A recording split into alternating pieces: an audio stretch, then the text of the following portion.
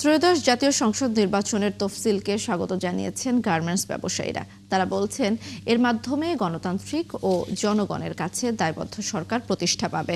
ফলে অর্থনীতি ও বিনিয়োগ সম্প্রসারণে গতি আসবে। জাহিদুল ইসলামের প্রতিবেদন। লিলি বিউটি সোপ, যার অ্যান্টি এজিং গুণ তারুণ্য ধরে রেখে ত্বককে করে উজ্জ্বল। তারুণ্যময় উজ্জ্বল ত্বকের জন্য রিমার্ক।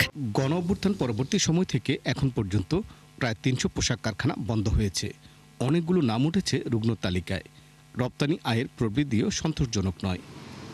গার্মেন্টস ব্যবসায়ীরা বলছেন, কারখানা যতটা বন্ধ হয়েছে, শ্রমিক আন্দোলন, অবকাঠামো, জ্বালানি সমস্যা এবং অভ্যন্তরীণ কারণে তার চেয়ে বেশি দায়ী ছিল অন্তর্বর্তীকালীন সরকারের উদাসীনতা। আমাদের ব্যবসায়িক জীবনে আমরা অনেক সমস্যা ফেস করছি।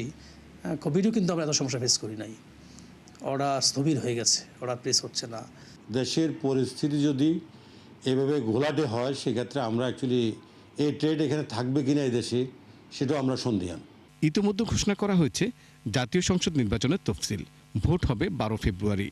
রপ্তানিকারকরা বলছেন, এর মাধ্যমে গণতন্ত্রের পথে আবার হাঁটা শুরু করবে দেশ।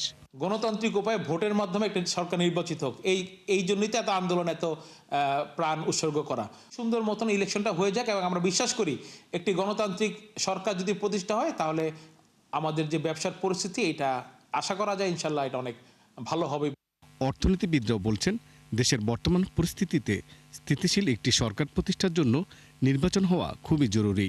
নতুন নির্বাচিত সরকার আসাটি গুরুত্বপূর্ণ। আমরা মনে করি যে কোনো প্রেক্ষাপটে দ্রুত একটি জাতীয় সংসদ নির্বাচন হলে সেটা আগামী দিনের জন্য ব্যবসার পরিবেশকে উন্মুক্ত করবে। তফসিল ঘোষণার আগে ও পরে প্রার্থীদের উপর সহিংস হামলা এবং যানবাহনে অগ্নিকাণ্ডে অংশগ্রহণমূলক এবং সুষ্ঠু নির্বাচন নিয়ে অনেকটাই শঙ্কিত ব্যবসায়ীরা। শান্তিপূর্ণ ইলেকশন এবং পার্টিসিপেটরি যদি না হয়, তাহলে এটা কিন্তু খুব একটা বেশি স্বস্তিদায়ক কারোর জন্য হবে না। গার্মেন্টসের যে বায়ার, তাদের সবারই কিন্তু অফিস ঢাকা শহরে আছে। তারা, আমরা যত কথাই বলি না কেন, তারাও কিন্তু একটু শঙ্কিত।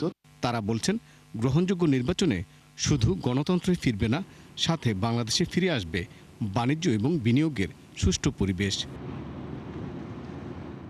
জাহিদুল ইসলাম, ৭১, ঢাকা।